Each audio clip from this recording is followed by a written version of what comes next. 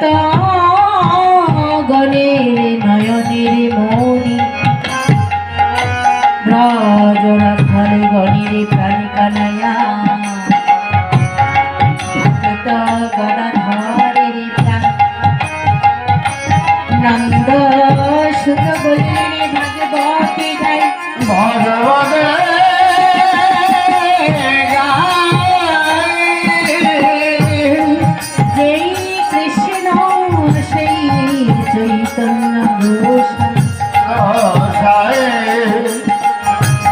ব্রজের সুত ছেড়ে নদের সুত হলেন ঈশ্বরে পরমে কৃষ্ণ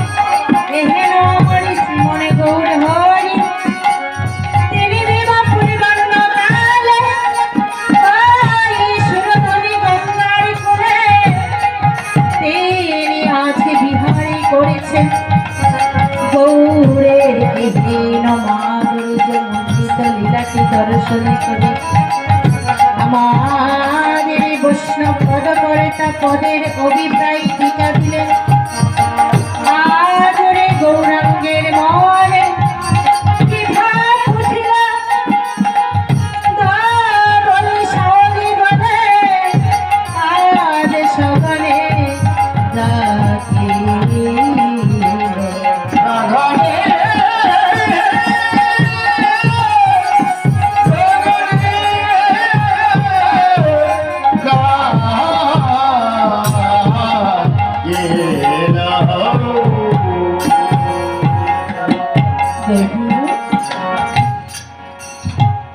আজ এই শ্রীরামের নবদ্বীপের মাঝে এখানে আমার শ্রীমণি গৌরী তিনি বিবাহ পরিভান্ত কালে তিনি ঐশ্বর্যজনী গঙ্গার কুলে তিনি বিহার করছেন।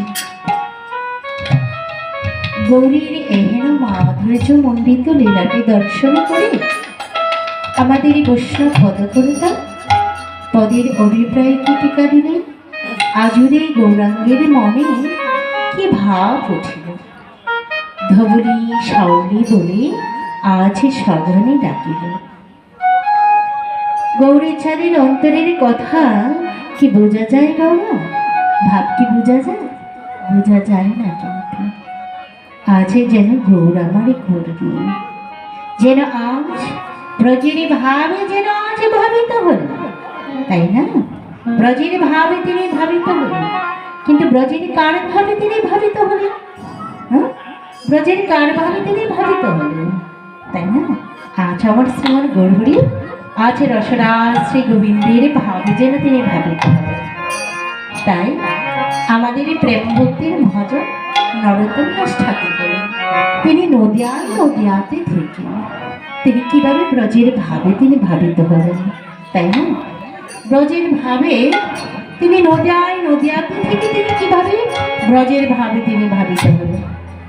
তাই আমাদের প্রেমভক্তির মহাজন নরোত্তম দাস ঠাকুর বলেন কি বললেন নন্দের নন্দ ছেড়ে সচির নন্দনে হলেন তিনি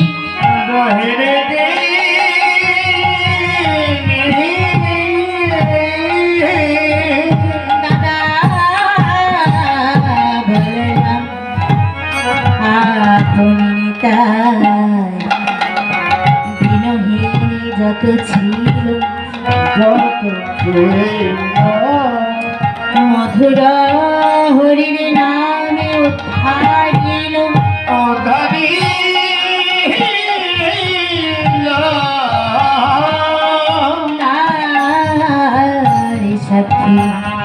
দয়ার মাধার।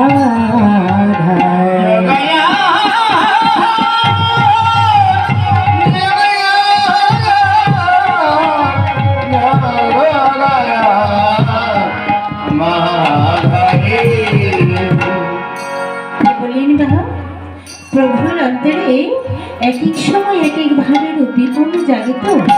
বলেন কি বাবা, যে